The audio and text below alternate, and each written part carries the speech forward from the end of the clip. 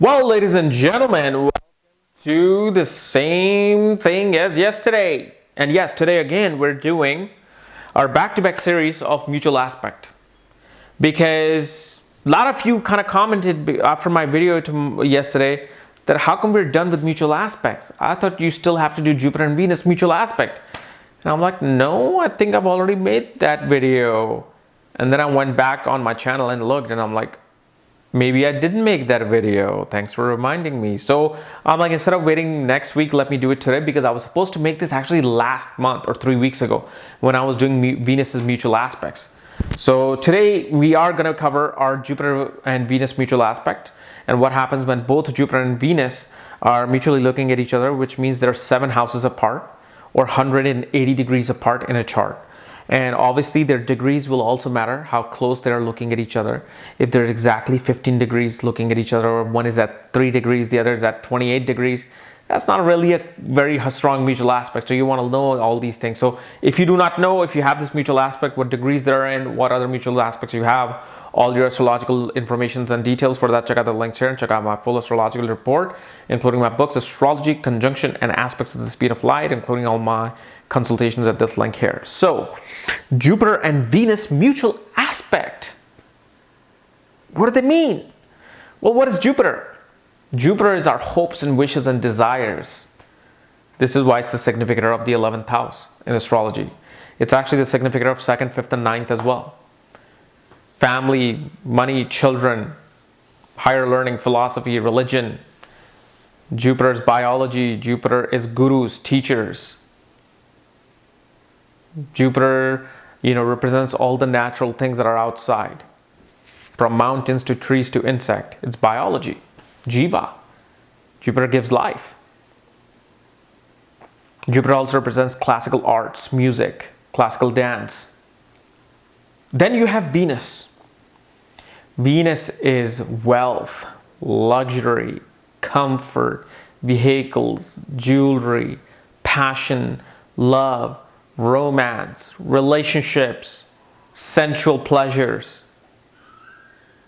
So you have two very similar yet very quite distinct planets looking at each other. And Jupiter and Venus are two great benefics. You know how we say that Moon, Mercury and Jupiter and Venus are all benefic planets? But no, Jupiter and Venus are like, the prominent benefic planets. Moon and Mercury depends on their certain nature, certain condition where they become benefic or they can become malefic.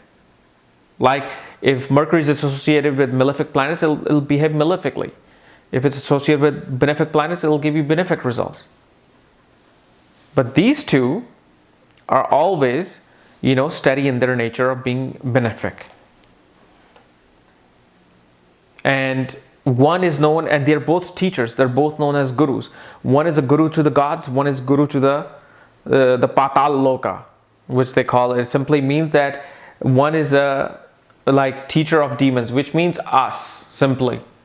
One teaches us the material things in life, how material things should change you.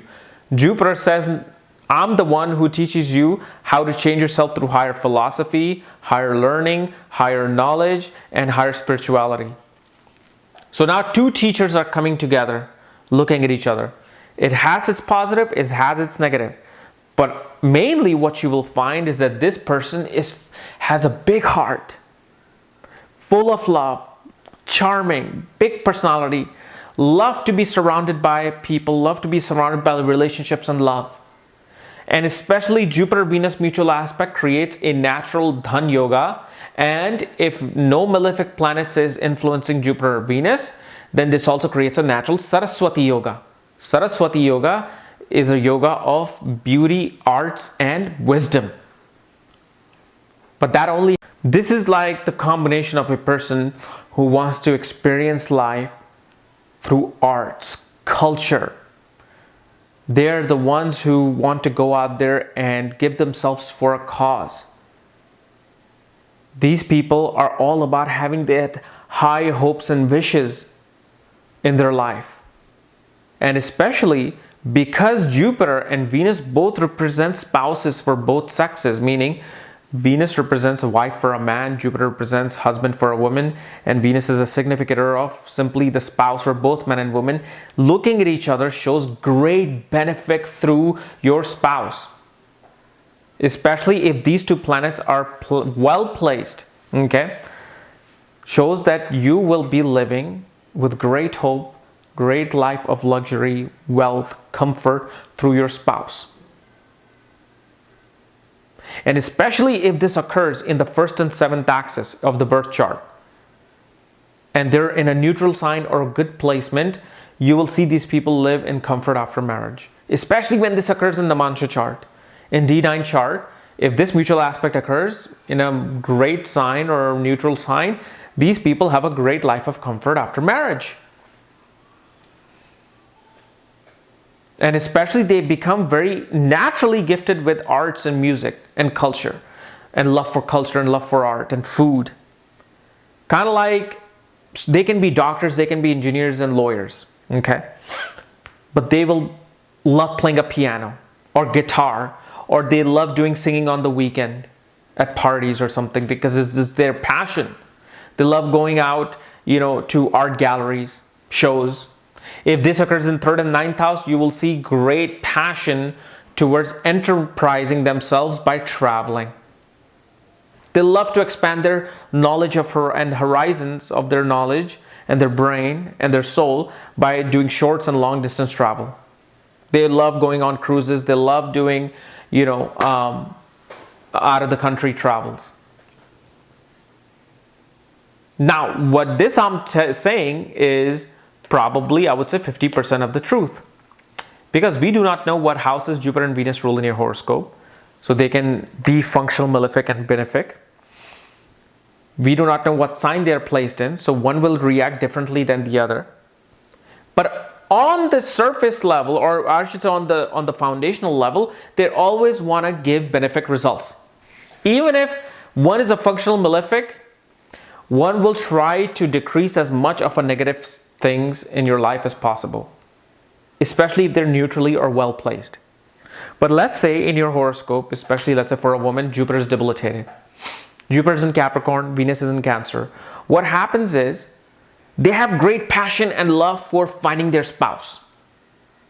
They want to be in a relationship constantly. But when they find the spouse early on in their life, either they're alcoholics, drug addicts, gamblers, they do not have money or job, bad behavior. So what happens is those feelings of love of Venus is being dashed with that debilitated Jupiter right across. But let's say Venus is debilitated, Jupiter it's in Pisces because Venus is debilitated in Virgo. What happens is they have this great hope and they have the great wish that I will find the women of my dreams. I will find the spouse of my dreams. They will be this, and this. They will have this education, this, and this family. Then when reality hits in, early on in their life, they get a person who's extremely practical, completely opposite of what they were looking for. Either they will not love traveling, will not love art, will not love traveling, or they will do too much of it and waste money. They will go over the extreme of those things. This person may have somebody who might have cheated on them. So then that great hope is dashed. Like, what did I hope and wished for, and look what I got. Both ways, you're experiencing the same thing, passion and hope, which literally kind of has that same locomotive. Because these two planets are very much, in a way, giver of material things and giver of spiritual things. One gives spirituality, right? Like attaining self-awareness, Jupiter. Venus gives spirituality through love. That's the essence of Venus, the spiritual essence. Is to expand yourself where you can find love, true love, with everyone.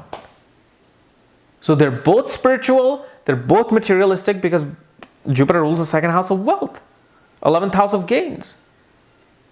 So what? They're both of different teachers, but they're on this planet kind of giving the same thing. But let's say if Jupiter is exalted in the sign of Cancer, Venus is in Capricorn, Great placement for somebody to find the right spouse in their life. And once they find that spouse, their life changes. They go from rag to riches. And I've seen it many times in people's horoscope that happen. You know, my near and dear ones and some of the people that I've consulted over the years. They live a great life after marriage. Especially if you know that there's no malefic blemish on Jupiter and Venus. All these things will have to be altered. Or they alter the energy of these two planets. But overall, the foundation is that these are two benefics who are here to naturally give you and expand your horizons in the most positive way. Where you're kind of like the best thing you can say about this is happy-go-lucky kind of a person. They don't care for drama. They don't care for some political agenda. They just want to be happy with everybody. They want to be liberal with everybody. So great conjunction, great mutual aspect to have, great conjunction to have of Venus and Jupiter.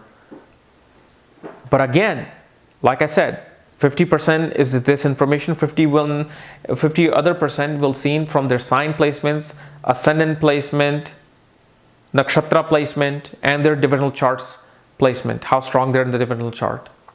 All of these things will give that 100% of what is happening. But remember, whenever these two are debilitated, whenever one of them is debilitated, you get better results after your age of 30. Age of 30 will give you far better results when one of them is debilitated in your horoscope. Okay? So guys, this was my analysis of Jupiter-Venus mutual aspect. If you're new to my channel, subscribe below. Again, if you want to know where your Jupiter is placed, where your Venus is placed, all your other planetary placements, my reports, books, consultations, for that, check out the links here. Otherwise, we will see you tomorrow with my interview of Sunil again from Saptarishi. Bye-bye.